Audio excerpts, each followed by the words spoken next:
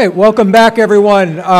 Thanks again from TapAd for our coffee break. We're going to pick up a topic which I think we left off on in our last panel, which has to do with creative and especially rich media. And I think we already were titillated a little bit about some of the potential that we're seeing in rich media, especially when it comes to engagement, and that it really can benefit brands. It's been a very good year for rich media on a lot of different fronts. We've seen companies like Crisp, like Medialets, Graystripe, now Apple, offer really engaging and interesting app within mobile experiences that I think everyone has been both impressed by, and there's sort of a dazzling uses of multimedia on mobile, but also things that really are deepening relationships between brands and consumers, or at least that's what we think.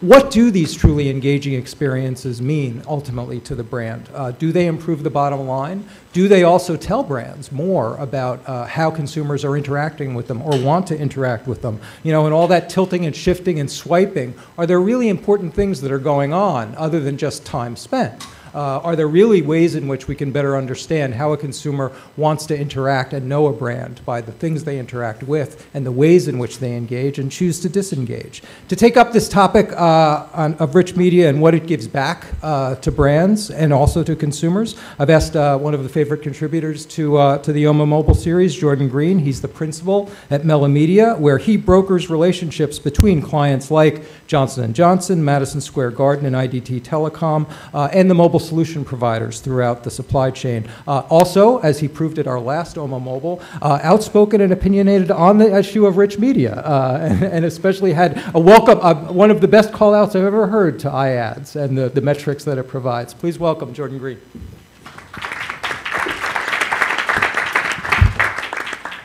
Good morning. I am Jordan Greene. I head up the mobile media practice for MellaMedia. We advise clients on both sides of the proverbial aisle of mobile. So on one side, we have the buyers of the world. So these are brands, agencies, and media companies, because I don't know quite where to stick them. They're companies which have either done mobile before and need to do it better, which is a growing group, or companies which are still looking to get into mobile for the first time. For better or for worse, a lot of companies believe that they're being left behind by mobile, and what we keep trying to advise them is it's only the second inning. There's a lot more mobile still to be played here. On the other side, we have the sellers of the world, which end up being mobile ad networks, mobile marketing companies, crazy subsets of each, developers, who their biggest challenge is they get all lumped into one bucket called mobile by the people who are trying to buy their services. So we try to help them step out of that mold and be show what's unique about themselves, because they usually end up lacking real market perspective in that regard. So by working on both sides, we get to see what we call the true pulse of mobile. I think it's a nice marketing line, but actually tends to be kind of true as well. We've worked with all different kinds of companies. Steve mentioned a few, ranging from Madison Square Garden with the Knicks and the Rangers and the arenas themselves, to IDT Telecom, to Be Our Guest restaurants. So we really do see a wide spectrum of what people actually would like to buy. Before this Apple evolution of mobile, you know, they really did teach us how to think different. You know, before smartphones, we actually believed that we could go into a store and buy a phone for $0. You know, before smartphones, we actually sat in taxis and looked out the windows.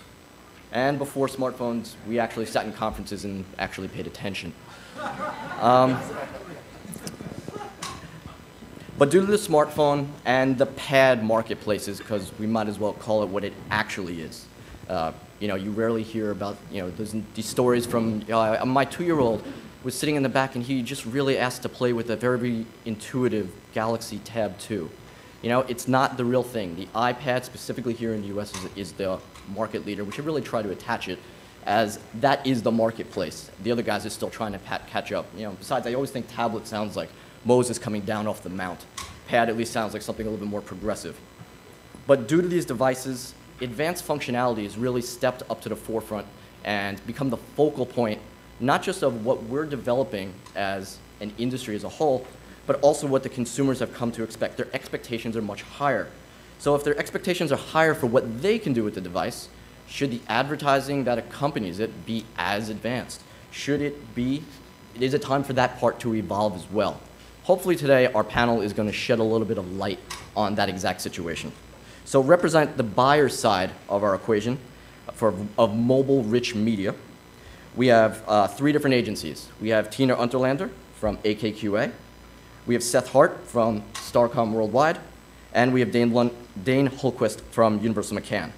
Representing the sell side of the equation, we've got Tom Ferran from Crisp Media and Kevin McGuire from Motricity. So my first question would be, and Seth, I'm going to let you take this one. What does a real rich media campaign actually look like to a consumer specifically?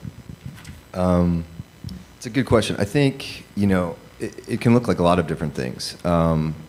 Depends a lot on objectives, and I think that's the first thing that you have to really think about when you're planning your rich. I think one of the things that's most important is the emotional connection and establishing that when you are planning a rich media campaign.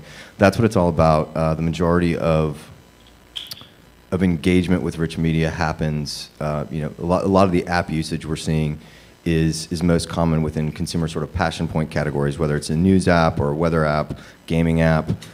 Those are your places where consumers are most engaged.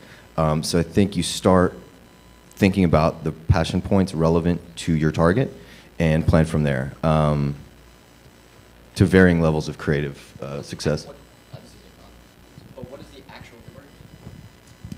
What does the actual ad units look like? If I'm a consumer, I'm looking at something on my iPhone, the ad units, when you put them in place, what does your campaign actually look like? You mean units specifically? Walk me through the whole flow of a campaign. Right. So, I mean, there's a variety of different units we could go to, right? But, a tap to expand, we could do interstitial videos. On a tablet, you could do a custom app sponsorship where you're taking an expandable and going into a really deep in-app experience with multiple storyboards. It almost functions like a microsite. There's a lot of different units we could also talk about. I think some of the panelists here could talk about specific custom units they have that are really intriguing. And I think that's the next evolution, is you're going to continue to see sort of the folks pressing the creative frontier when it comes to mobile-rich media. Okay, so does this mean that is rich media for everybody? Actually, this one's for you. Is this for everybody, or is this just for the big brands who think that I'm looking to have some kind of expansion of my brand presence? Well, I think that's a really important question. I think the debate can sometimes be about, rich media or no rich media. The reality is, if you're a performance advertiser, you don't necessarily need rich media, right? It's about buying tonnage cheaply and managing your CPA and your ROI. If you're a brand, I would just ask, one question, which is, why would you run a dumb ad on a smartphone? Right? It doesn't seem to make any sense. If you're doing cool things on an iPhone or Android device, why would your ad not do the same exact cool things? And that's really where I think branding and rich media and mobile are all synonymous. I don't think there should be any differentiation between them. And I think if we looked at the effectiveness, we've done some research, and even JumpTap came out this week, basically saying that there's a 3 to 5x increase in performance and engagement of rich media ads in mobile versus standard ads in mobile. So that's something that I think has to be looked at seriously. And I think at this point, we're still, like you said, in the second inning. So even if you don't believe that, then try it. For the next 3 innings, try some rich media campaigns. Try some of the innovative formats that are out there that involve social integration, dynamic content within the ad unit, panel after panel in terms of interaction rates, and see if it works better for you, because the early returns are actually very stark and I think proving the model very effectively. So what makes Crisps, what do your ad units do that make them so rich? Well, I think what we do is we think about mobile and what users are doing on mobile, right? So it's not just that the ad expands, but that the ad actually leverages, for example, swipe functionality. That the ad can leverage video that's appropriately formatted for the channel and for the medium. That we leverage things. We actually just launched a new ad for a 3D ad unit, right, where the user can actually leverage the accelerometer and the gyroscope to do some really cool things with the ad. It's really just about engaging the user. And I think at that point, if that's what your branding goals are, that's what rich media ads really do. So we're talking about the opportunity to have video, expansion, swipe functionality, add to calendar, things that take advantage of the innate functions of these smartphones. Absolutely. Save to calendar is a great example. It's not particularly rich, but it's appropriate for the medium, right? So if you're a studio and you're looking to run a campaign, run a campaign that says, save this to my calendar, remind me that Avengers is opening this weekend. and remind me to buy tickets. And the ad unit should also do all those things, right? I think another fallacy is rich media is only about branding, right? I think rich media, every brand has both ROI goals as well as engagement goals, right? I'm probably speaking for the agencies on this panel, so keep me honest here. But I feel like the rich media ad can show you a video trailer, it can show you where to buy tickets, it can send you to the nearest theater. So, I think at this point, rich media is a very meaningless term in a lot of ways. It's interactive, interesting, engaging ad formats that allow you to buy a product if it's appropriate to do so, or have the user spend 20 minutes with an ad because it's just fun and it's a game within an ad unit. Interesting. We didn't even plan that segue, but that's exactly where I was going to next. I mean, one of my big problems about mobile is we keep trying to shove everything into boxes that feel familiar. And rich media really feels like an empty suit as a terminology. So Kevin, shouldn't we come up with a new term? Isn't there new stuff that this is generating? Yeah, so I think that's a great point. So, and what we find in a lot of the campaigns, rich media campaigns that we execute both in Europe and North America, is this interchangeable use of HTML5 and rich media, and maybe it is time as an industry that we come up with something new called FOO to really define all these great new experiences that are not just about branding or engagement, but as the panelists this morning really talked about, particularly the Intel gentleman, really about understanding the full capabilities of the device and making sure that you're not just taking creative and saying, well, let's just do a full session takeover or click to video, or things that have already been done. How do we actually push the envelope and really understanding what are the brand's goals, what are you trying to accomplish, and looking at the unique aspects of the mobile device to be able to understand how that ad unit can pop, but more importantly, also understand the end-to-end experience, right? If you're catching someone and getting that engagement through an ad unit, but then the call to, the landing page or the call to action sort of falls flat, you get a disconnect between really what caught the attention and the interest of the user and then what that sort of follow-through experience is.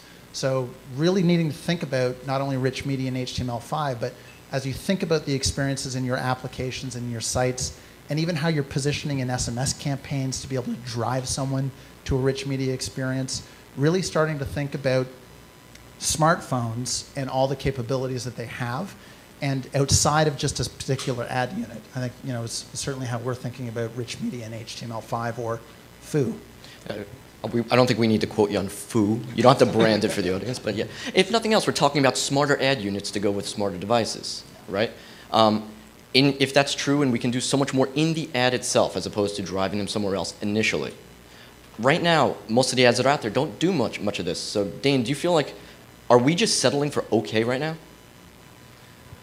Well, standards are important, and in order to execute at scale and to be able to run across multiple types of publishers and multiple types of platforms within the mobile space, you need to kind of standardize stuff. And so that's automatically going to rein in the boxes. Customization is great, and you want to kind of come up with customized options. We do a lot of kind of in-game sponsorships, for example, which require customized development.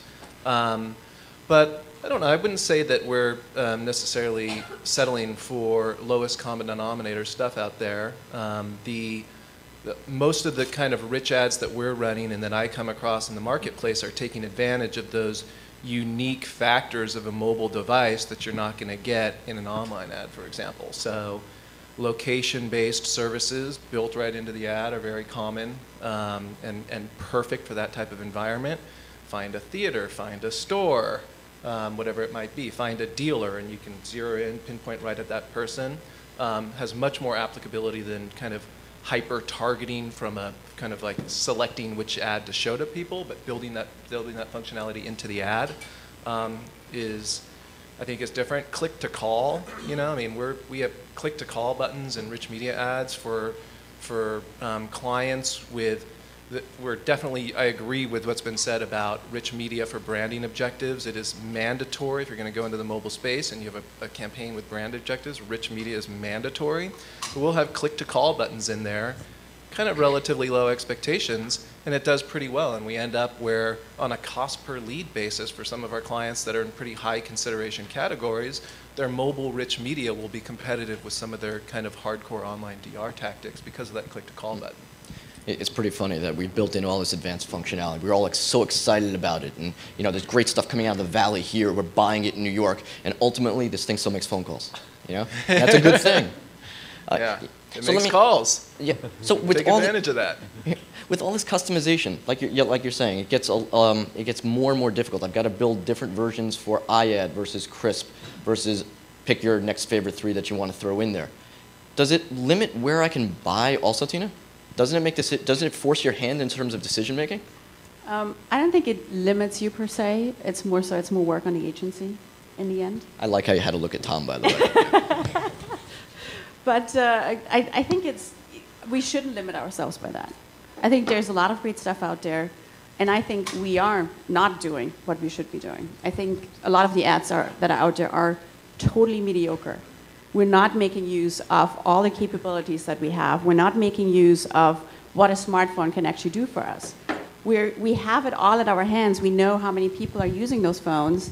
And I, as part of the agency circle, I do blame a lot of agencies for not stepping up, for not going out there and actually taking mobile on, and taking mobile on in the right way, to really, use rich media, make smart decisions in that regard.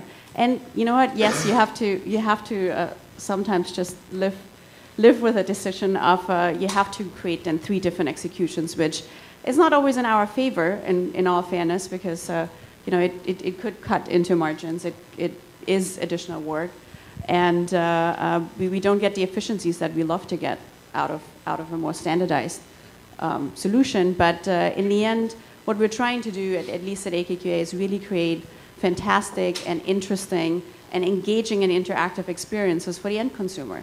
And that's what we're, that's the goal in the end, and that's what we're thriving for. And you are doing this literally today. You have a car company that you guys are working for, yep. And we're able to execute, sounds like, a more organized fashion than what even would have been 6 months ago, right? I don't know if it's a more organized I'm giving you the fashion. benefit of the doubt. Let's go there. But still, if we look at what we're doing today across the board for a lot of our clients, the standard is still that we're most times we do work with 3 different rich media vendors to really cover off all the bases, from working with publishers directly, from working with the ad networks, and working with iAd in that regard, who's really definitely very separate in that sense. So when we're talking about the 3 different vendors, you're talking about, we can even be very specific. We're talking about iAd as one environment, and I'm just going to throw the other 2 out here for purposes, would be something like Crisp, and yes. something like, and it could be Motricity, it could be Celtra, it could be MediaLets primarily. I think Correct. I hit a whole bunch of the big guys. Correct. And then you have to determine, okay, now you've built that ad unit, and then you can only stick it into certain ad networks or on certain ad platforms specifically, certain publishers. This is starting to look like a matrix that could drive you crazy. It pretty much does. Okay. By the way, they're nodding in fierce agreement, so that's okay.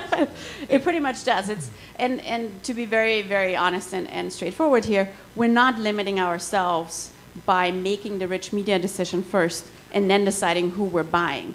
We are buying first and making the decision who we want to work with, what are the publishers that bring us the right audience, and what are the networks that bring us the right audience, and then we have to play along and create either 1, 2, or 5 executions.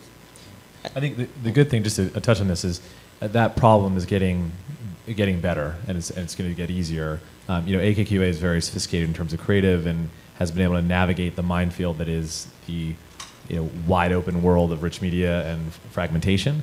But with I think with the advancement and announcement by the IAB of MRAID and other organizations like ORMMA, you're starting to see standards, and these are standards that are about rich media. This is not just ad serving standards. This is rich media ad standards that are so desperately needed to make this scalable. And I think that's one of the things that makes it hard for an agency, right, is the work necessary, right, to deliver a campaign working with 4 vendors. That doesn't make any sense. Of course, you should only work with Crisp. No, but of course, what it really means is that with standards like ORMMA and MRAID, it puts the onus on Crisp and our competitors to actually go get publishers who certify us and allow you to deliver it based upon choosing 1 vendor as opposed to dealing with 4 or 5. And that's where I'm personally excited to see these standards-based organizations really create some order amongst the chaos. Right, 1 second, because amongst the chaos, Dane, tell me how much time do your team spend on the phone with the different mobile ad platforms, developers, and any other one you want to throw in there? So you remember our prep conversation. Yeah.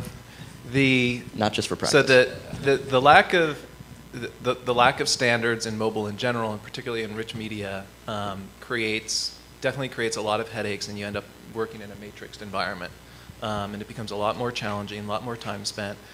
I would say, in addition to that, with all due respect to the publisher side partners that we have up there and in the audience, one of the main challenges that we have with execution is the kind of green and relatively sloppy state of ad operations that with the partners that we go through compared to the experience that we have in online. So it's a lot of mistakes. Things go up late. It's hard to get kind of questions answered in a timely and accurate fashion. And there's just a lot more back and forth in the mobile environments than we're used to in the online space. And so I'm in an executive group in my office that rotates desks every 6 weeks. I currently, for the past month, have been sitting smack in the middle of our ad operations department. I would say of all the chatter that I hear at the desks and the phone conversations that I overhear, close to 50% of the conversations of our technical project managers and our traffickers is about mobile deployment. And I can guarantee you 50% of our clients' ad spend is not going into mobile. It's a lot of troubleshooting and a lot of hand-holding and chasing down answers. And it really hurts our efficiency. It's frustrating to clients, it's frustrating to us, and I know it's going to get better. This is a green space, but I think that as we look to the next year and there's more and more ad dollars going in, there are brand dollars flowing into mobile, absolutely. We see that with our clients. I think executional excellence is going to become an important advantage and differentiator for media companies in order to kind of seek out those dollars, because it's going to become a premium. And we're already seeing that, It's a reason why, like, gray stripe immersion ads are in a lot of our plans right now. They kind of have their act together, more or less. Yes, they perform well. Yes, they can hit our audience, but we can work with them effectively. So just to be clear, sloppy operations, not Universal McCann sloppy operations. Right. The sloppy operations you're talking about are specifically inside an ad network. You've made a buy, you've sent them some ads, it's not trafficking properly, there are optimization issues. Is that what you're referring to? That's what I'm referring to. Okay. Yeah. So you're spending so much more time on something which you're not seeing as much dollars being thrown at. Does mobile rich media, because that's what we're calling it right now before we get to foo, does mobile rich media, does it shrink your margins? And by the way, that's open to any of the agency people. You're getting the same money and with more labor being applied against it. Is this not as good a bet for you? Well, what we have to do is we have to go back and have a conversation with our clients about prioritization of resources. So does it shrink our margins? Yes, you could look at it that way, but what it also does is it means that the clients are going to have to accept that a certain amount of limited resources are going to be spent on mobile and less so in other areas. The other areas would end up being the traditional online, social, that type of thing? So you're stealing from Peter to pay Paul type of thing? Yeah. Okay. I think the other thing is, sort of briefly noted, is the client perspective. When you're doing this many custom programs, working with multiple partners, you have to understand like what it's like for them to go through these multiple creative approval processes. So one of the things that's helpful in that respect is mobile rich media publishers or offerings that have sort of pre-baked units that offer specific functionalities that sort of serve as a skeleton that then can be built up or made more sophisticated and presented to your client. But it's more helpful because it gives them a sort of a solid sense of, okay, this can be done and deployed with a lesser amount of involvement and custom revisions that tend to sort of like make the process somewhat painful. Mm. It's funny, we don't always think about that. We think about the pain point between us to the operations side of getting something active. But the client, they want to be involved too.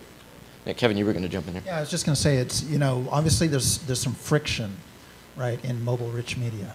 And that friction can either be on the creative side in terms of, expecting agencies and brands to be mobile experts and to really be on that leading edge all the time with the latest device, with the latest capabilities, with the latest APIs, and what can you really do to push the envelope, and then at the same time in terms of the actual execution and making sure that it is being planned and flighted. And I'd say that's where, frankly, on the sort of representing on the publisher side, is holding those partners to a higher degree of accountability to step in and make it easy, right? To remove those barriers and those friction points so we can move the overall spend in mobile from a fraction, sort of, onesie, twosie percentages all the way up into, where it is really now really mainstream and significant. So until we can together, remove those barriers and those friction points, we're never going to see the, the promise. It's 10 years I've been in mobile, and this is the year of mobile, this is the year of mobile. I still think we have a long way to go, but, obviously the opportunity we're all seeing, but it's still not easy. And I really think that, by focusing on removing and abstracting a lot of those complexities, most importantly for advertisers and for agencies, is really the sort of the long pole in the tent to knock down. It's interesting because seeing the overall evolution of mobile media, because now we can actually call it something. For the last, call it 5 years, give or take, year of mobile or not, the whole mobile media industry, we were fighting for the crumbs off the television table. Everyone always wanted to point at TV. They're going to cut TV to pay for mobile. We're talking about millions of dollars in single, 5 million, and people are getting really excited about their spending $5 million, which is pittance compared to other media. So we have more money. The difference, I've been doing this mobile stuff one way or another since the late 90s. And what for me is really exciting is we finally reached a point where clients aren't asking if they should do mobile, but what should they do inside this environment. So now that we've got this, now we've got all these multiple platforms, and we're decided we're going to jump, dive headfirst into the pool. I was mixing metaphors, so pardon me. But somewhere in this, we have all this trackability. How much trackability is there, and is it really painful to track it, Tina? To track the results? Yeah, we've got all this stuff, every single one of these engagements on all these different developments, on all these different platforms, generating all this data. What are we doing with it?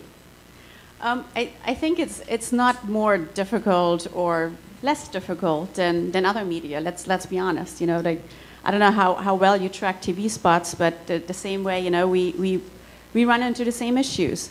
Would we like to make it more easy, especially in mobile, because we have the device with us, and we would think if you walk into a retailer, they could actually track that I came, from their ad, got the coupon, and then measure actually that I used that specific coupon that I got from the ad. You would think it's that easy, but sadly, a lot of retailers out there, and I'm just, retailer as an example, are not set up that way. They have old systems. They're not set up for mobile yet. We're getting there, and it's interesting, and it's exciting that we're getting there. But we're not where we should be. And so could it be better? Yes, absolutely. Does it hold us back? Yes and no. I don't think that should be the excuse for holding us back, to be fair. But a lot of agencies use that as an easy excuse. Yeah, I think measurement is a big challenge. It's not holding us back from going much deeper into mobile. It's a matter of setting expectations. And I think the expectations really come from not so much some of the traditional media types, but what clients are used to seeing and what agency managers are used to using in managing kind of robust online campaigns.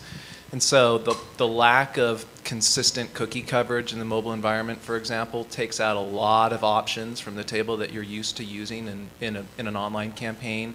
So if you're want to get a good read on uniques across all the different categories, if you want to monitor frequency, if you want to execute surveys and have good control versus exposed groups, that's kind of stuff that is now run of the mill on the online side, very hard to do in mobile. It's just a matter of kind of setting expectations, and that's a part where there's a lot of catch up that needs to happen. From a usage standpoint, how much thought is taken to take it? It sounds like we're taking something from the online environment and trying to shove it into a 10-inch phone or a 7-inch phone. Are you finding internally? Are you guys actually rethinking the environment, or are you taking here's my rich media online and I got to find some way to make that work on a mobile phone? No. We're not taking online and squeezing it down on a mobile phone. By the way, these are leading questions, so yes. I think that's the worst thing you can possibly do. to be honest. We're in a different environment. You talk to the same consumer in a different mindset, and be aware of that mindset. Be smart about that. Don't just take what you serve them up online or anywhere else and then show it on a mobile device, because then I don't believe, and I think our experience has shown, that you get the expected result that you were hoping for. It's just not going to work. So if, the same way you create TV spots for TV, print for print, online ads for online, please do the same for mobile as well. And how many companies have missed that outright?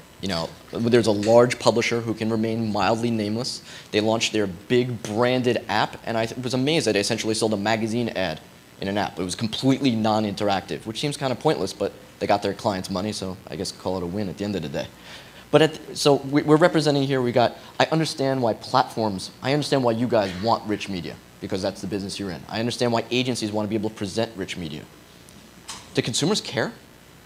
Do they care about a rich media ad unit versus a flat banner ad unit, one way or another? They definitely care, because it's reflected in the engagement from the ad units.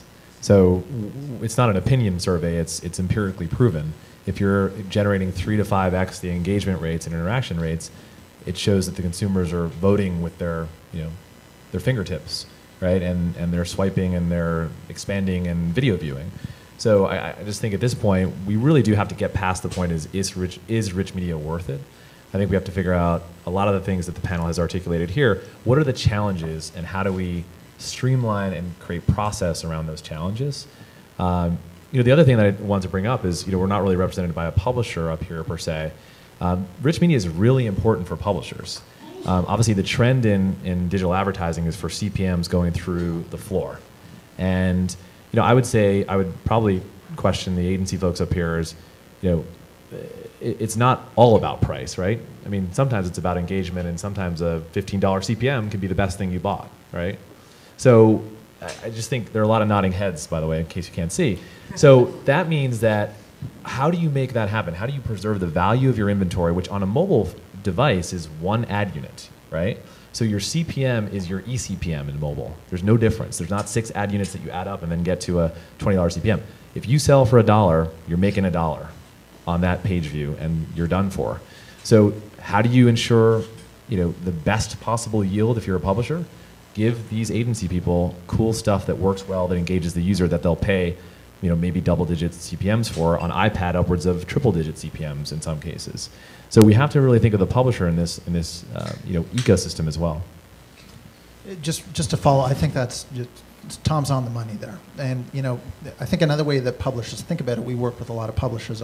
We have an ad network, is really understanding the power that rich media and HTML5 can provide, that allows them to introduce ad units in places that people don't expect ad units. And I think it's also sort of along the lines of why we see such higher engagement and interaction and time spent interacting with ad units, is that often people aren't realizing, or they're not thinking that they're interacting with an ad unit, right? So it's the power of HTML5 and rich media to be able to introduce mobile advertising opportunities in areas that traditionally you don't have. So whether that's a pre-video roll, a post-video roll, in between an application that's loading from one sort of level to the next, that type of thing.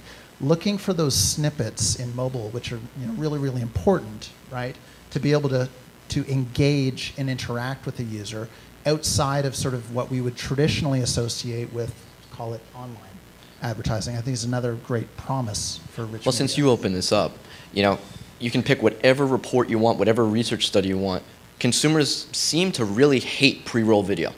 So why are we trying to jam pre-roll video now into mobile? So if an advertiser wants to push pre-roll video, right? So the idea of pre-roll video is being either daisy chaining them together, right? Or understanding and getting that feedback, right? And to be able to then change the campaign on the fly. So I'm not up here advocating for pre-roll video or post-roll video or an interstitial or a full takeover or a transition in between an application. Whatever your campaign goals are, right? Understand the power that mobile can give you, and think outside of the box. And don't only think about ad units like should we or shouldn't we do a pre-roll video ad unit, but think about what's possible on the device and think about those ad experiences not only from the ad unit itself, but what is engaging people into the ad unit, and then what's the call to action and the post-click engagement. If they're landing on a plain Jane flat page after having this incredible immersive experience from an ad unit, you're probably going to have a disconnect in terms of the end user saying, wow, can I go back to that other fun, interactive experience? Because now I'm in this part of the site or app or a call to action that isn't as fun. And you, hold on, I'm going to light you up in a second. Pretty much what you're saying, that word power is pretty good. The power of a mobile ad. And all of us here would agree with the power of a mobile ad. But can it also have that negative component? If you're putting a poor experience in there, in that pre-roll video, is it the agency's job to save the clients from themselves? Tina, all you. Yes, absolutely. No, absolutely. I think it's the same notion that we've had, in the web world, where we took TV spots and just put it in there as video clips. Like, what do we win from that? And I think the same is true when we talk about mobile. So it is our job to make our clients smarter and help them make the right decisions and make smart decisions in that regard. And I think that's our responsibility. And for AKQA, I can say we're happily taking on that responsibility. And going back a little bit to what you said, do consumers like what they see, and what does it do to the consumer? I think what we've been trying to do a lot across the board when we do mobile at AKQA is really look at a word called utilitainment. As Kevin said, don't make it appear and look like that you're trying to bombard your users with advertising. Give them something that they're interested in, that they want, that they like to be entertained by, as well as give them some utility. Give them something that is actually useful to them. And I'm being so bold in saying that you will get the results that you're expecting out of your campaign. Steve's got the microphone, so if anybody's got any questions, I'm going to keep asking, but put your hand up and he can bring it over to you. So utilitainment is actually something really interesting because, well, it's yet another term that we've created. But it seems that there's always been a spectrum, specifically when apps were first introduced. Okay? On one side, you've got ultra utility. Okay? Things which really make a great deal of sense to show up on the phone. Google Maps being ultra utility. Okay? And that still to date is the #1 most used app. On the other side, you have complete novelty, which ended up being something, and I'm not knocking him because I know John's here somewhere. The Zippo lighter is complete novelty and has been incredibly successful because of that. Is it trying in an ad unit to try to find that balance between, and now we can do so much more with it? Well, I think it depends, on that spectrum of entertainment versus utility, it really depends on the product category that you're representing in the client's brand. So in a CPG space, I think there's a lot of room for game and whimsy. And the financial services space, which is we do a lot of work with in San Francisco, it's much more about a elegant information experience than whimsy and games. And there's, I think different types of content approaches are going to be relevant for different types of categories. Entertainment, we do, like Sony Pictures does a lot of mobile rich media, can be a little bit more fun as well. Automotive, it's it's more of a utility and more of an information type experience in terms of what the consumer is going to want from that brand. Why can't you have both? Why can't you give them something that is fun to engage with, and at the same time you do give them something that's actually useful to them? So what would be an example of that? So a good example, I think, is we work a lot in the automotive industry, and if I look at some of the campaigns we've been running across the board of our automotive clients, it is, the entertainment side of things is really give the users an interesting, interactive way to engage with either the car model that we're launching or with the new product that we're launching, so they can get a feel for what they're getting themselves into and get excited about this model or, the product. And it's really across the board. It's not just, focused on cars. And at the same time, give them information about, okay, so now you got me excited. Now you got me pumped up. How do I get to this car or to this product quickly? Let me, let me get to the dealer quickly. How can I get there quickly? All those information we can give to you. Or if you're in a retail space, so now you got me hooked on the new sweater I saw, or the new body lotion. So now either give me a coupon or drive me to the give me some way to get to where I can actually try this product in real time. So and I think that's kind of the mix and the balance that we can find and that we should find. Okay. But I mean, that's not necessarily rich media. That's just a larger mobile goal in general. To be able to, if we're trying to drive action, any way we get them there is almost worthwhile. But the beauty is that we have rich media, and we can now do both. We're not limited to the either or part anymore. I think now we can actually take both aspects and really make something out of it. So now we've got these smart ad units, which we can do so much stuff with. We've got we still have our same client goals, which in a lot of cases are getting lost. They get so excited by the shiny thing that they forget about what can actually be done as a business goal. So smart ads, what's our new smart ad? What's coming next? And Tom, I'm looking straight at you. I think there are a few things. I mentioned a 3D unit that we have launched and a couple of other vendors have launched. I think the idea of really just leveraging these incredibly high-resolution devices and doing some amazing things that involve the user really kind of seeing layers in an ad and interacting with it and shaking it around. We also have a unit that's a Twitter-based unit, so the ability to incorporate a Twitter feed within the actual expanded panel, so that if you're a brand, you want people to see kind of what people are tweeting about relative, or what you're tweeting about, and that's a real-time dynamic ad. I think dynamic ads are the big trend that I think we'll see a lot more of in mobile rich media in 2012. And of course, video. I mean, video is always there. Obviously, whether it's in-stream or pre-roll or not, the idea is these devices handle video better and better, and with bandwidth improving and Wi-Fi kind of being more pervasive, I think video is always going to be huge. You're nodding down there too. So how we think about it is really trying to power new experiences within the mobile context. So think about less about an ad unit per se, and how that ad unit can actually pop and become an app within an app, or it can become a site within a site, and it allows your users to interact with your brand in new and unique and memorable experiences. But it's got to be fairly well thought through, so that you're not the point about pre-roll is I personally am not a huge fan of it, because it's like, hey, I want to watch that clip.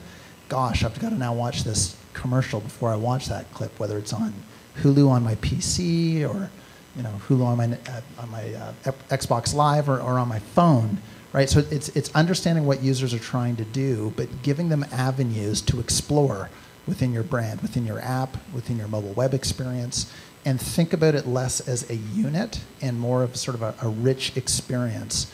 So multi-click units, things with high density, sort of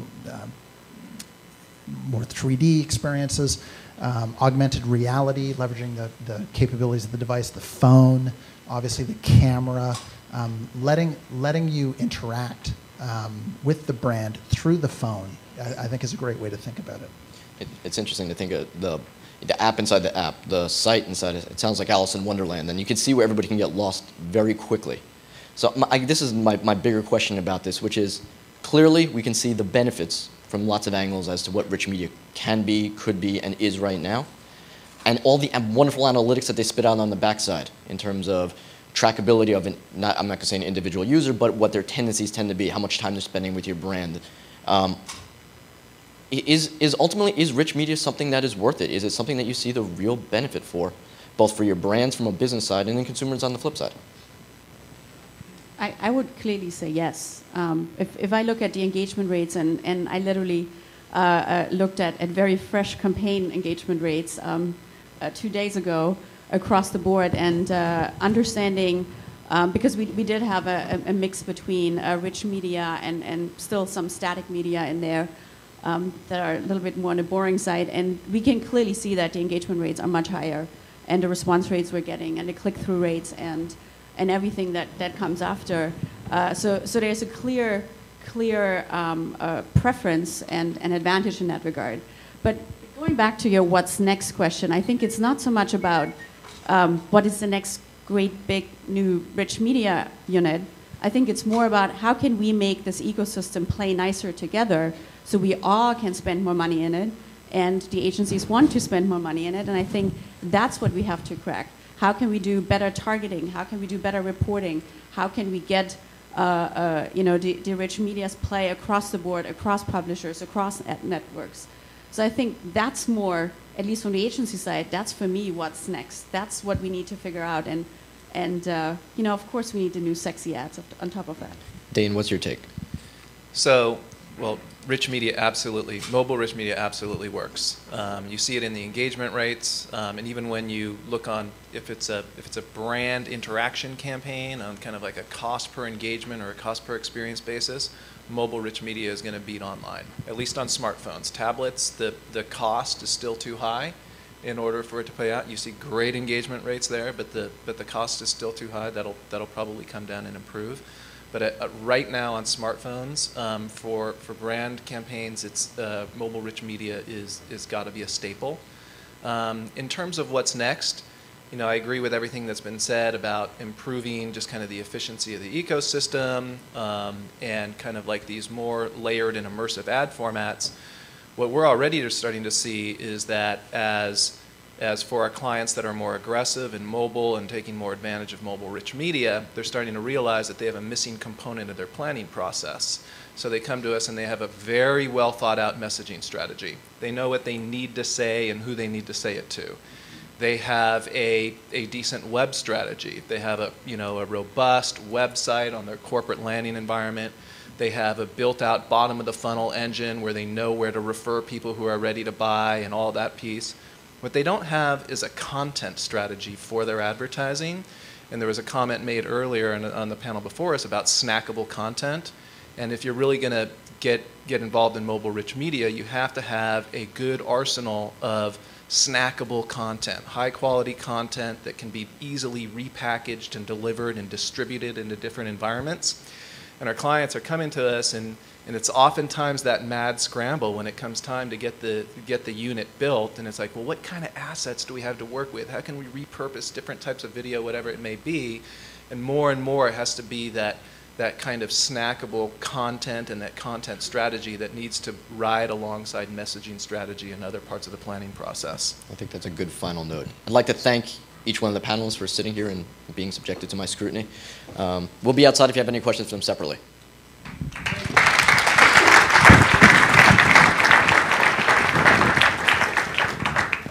Thank you, Jordan. Thank you, panel. And if you haven't seen, some of the cases, Crisp has a site that has loads of demos of rich media, and of course, if you haven't downloaded the iAd gallery, that's a great place to look as well. We're going to pivot a little bit just in terms of media type. I would urge you, I want you to pay close attention to our next keynote speaker, but sometime while you're listening to him, go to Walgreens.com on your smartphone and see how smooth and easy it is to find out the question that, for instance, is in my house just about every other day. Maybe Walgreens has it. Do you think? What we used to call the drugstore has now become the general store for a lot of people, and understanding how people now relate to the Walgreens brand, the reasons people go there, and getting people to the 8,000 retail outlets that Walgreens has nationwide is one of the primary jobs of our next speaker. And the man responsible for that Walgreens.com mobile experience and a lot of the online experience is Rich Lesperance, who is the Director of Digital Marketing of Emerging Media for Walgreens. Rich not only championed the mobile platform, but in many ways helped devise a lot of the entire digital strategy for Walgreens over the last several years, and is going to show us how mobile integrates within that broader strategy and the ways in which mobile is already integrating for them across a marketing reach that goes across TV, web, out of home, in store, even on YouTube. And he's also here to make a distinction between mobile marketing and marketing mobile. Please welcome Rich Lesperance.